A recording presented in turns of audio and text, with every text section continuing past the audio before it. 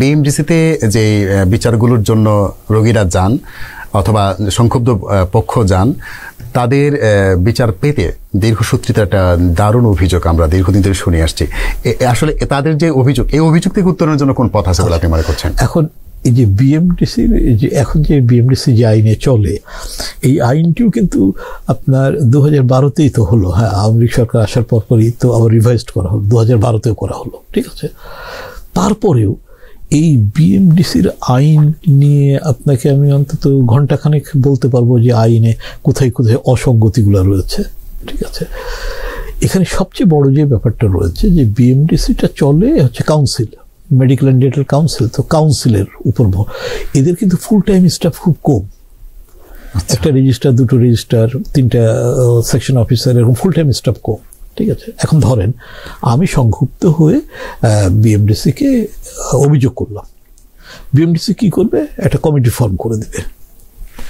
সেই কমিটির মেম্বার সবাই কিন্তু অন্য কাজ আছে, 3 জনের একটা কমিটি, সেই কমিটি বসতেই হয়তো 1 মাস লাগিয়ে ফেলবে, ঠিক আছে, কারণ ভলেন্টিয়ার দিয়ে কাজ করাতে হচ্ছে।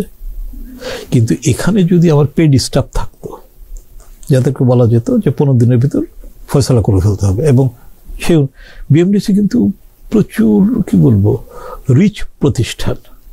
এবং এখন যে বিএমডিসির যে প্রেসিডেন্ট হয়েছে সাইফুল, ও আবার আমার বন্ধু, আমরা একসাথে পড়াশোনা করেছি। আমি সাইফুলকে বলছি, সাইফুল তুমি এই খাঁচা থেকে বেরোতো, ওই যে ছোট্ট, ওদের তো অ্যাকোমোডেট হয় না, বললাম যে তোমার তো টাকার অভাব নেই, তুমি এই পল্টনেই 1-2 কমার্শিয়াল ফ্লোর ভাড়া নিয়ে নাও, নিয়ে একেবারে কর্পোরেটের মতো অফিস সাজাও, তুমি তো নিজেই লোক রিক্রুট করতে পারো, 100 লোক রিক্রুট করো, স্পিড আপ করো, কারণ তোমার তো টাকা আছে, তোমার তো টাকার অভাব নয়, তুমি ইচ্ছা করলে আরো বেশি টাকা রোজগার করতে পারো, কারণ ফি দিয়ে, লোকজন তো ফি দিয়ে ওকে।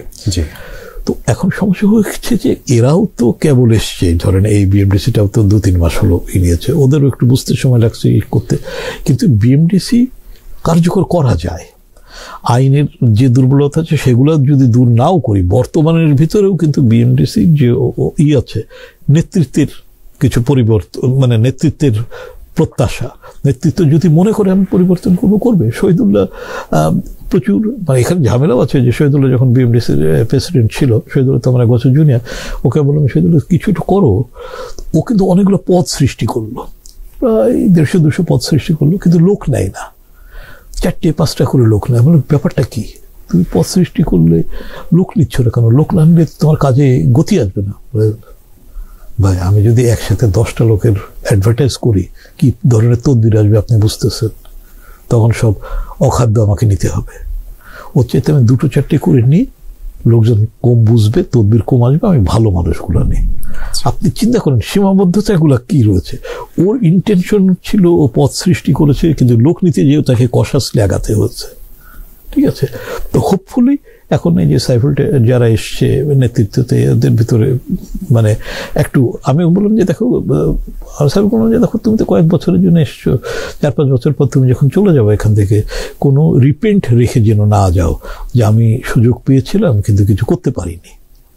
তুমি একটা কাজ করো, 2টো কাজ করো, যেটা তোমায় নিজে, কাউকে বলতে হবে না, তুমি নিজের কাছে নিজেকে বলবা যে আল্লাহ আমাকে ক্ষমতা দিয়েছিল, আমি আমার মতো চেষ্টা করেছি, তো হয়তো হবে, করা সম্ভব।